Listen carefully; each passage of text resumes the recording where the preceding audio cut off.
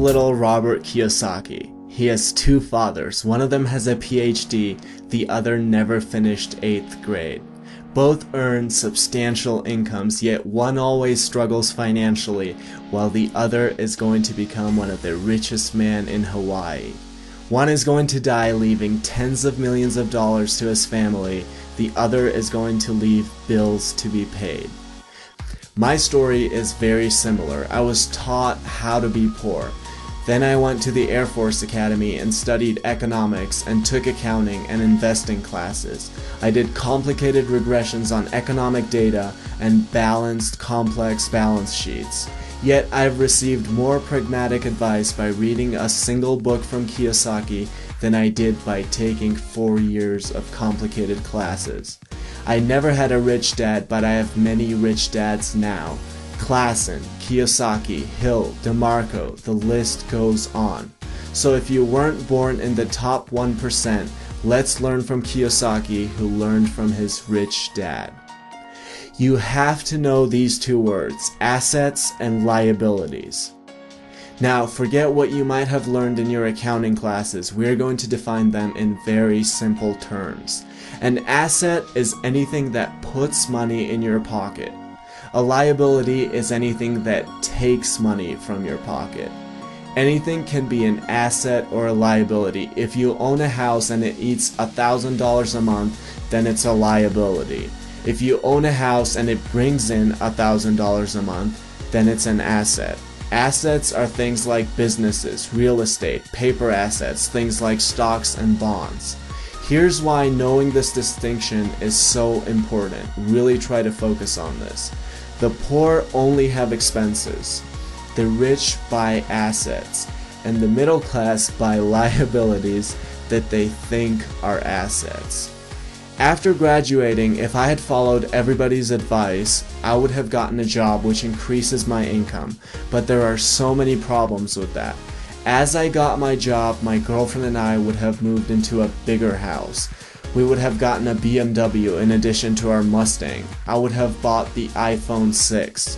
The problem with all of this is that I would think I was acquiring assets while I was actually acquiring liabilities. I would have to pay every month for the house, for the car, for my expensive phone. In essence, unless you make a paradigm shift about what you do with your money, which is to buy actual assets, no matter how much income you earn from your job, you will just match it with your liabilities and expenses. Your friends might admire your iPhone 6 and you might look rich, but you will never actually be rich.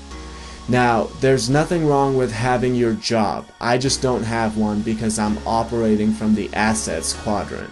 But if you are following the standard narrative of going to school and getting a job, chances are you're acquiring liabilities which you think are assets. That is the problem. So keep your job, but make sure what you earn goes mostly towards real assets rather than liabilities that seem like assets. And yes, eventually when you acquire enough assets, you won't need your job either. It absolutely blows my mind how people say, well, what if I lose money with the business, or the real estate, or the paper assets?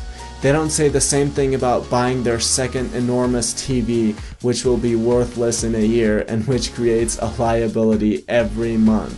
I would rather lose all of my money starting a business than lose it by buying yet another TV I don't need.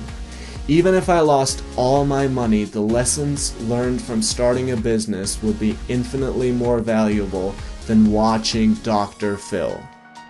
Here's another problem. It's not how much money you make, it's how much money you keep.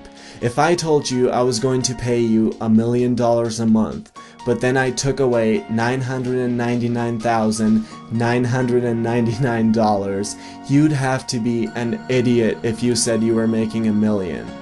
My dad told me, become a doctor and you will be rich. Yet a doctor pays a half or even more of what he earns just to the government. You get taxed when you earn, you get taxed when you spend, you get taxed when you save, and guess what? You get taxed when you die. On the other hand, you could operate from the assets quadrant and pay sometimes 0% in taxes. I have doctor friends who are more financially anxious than my absolutely broke friends.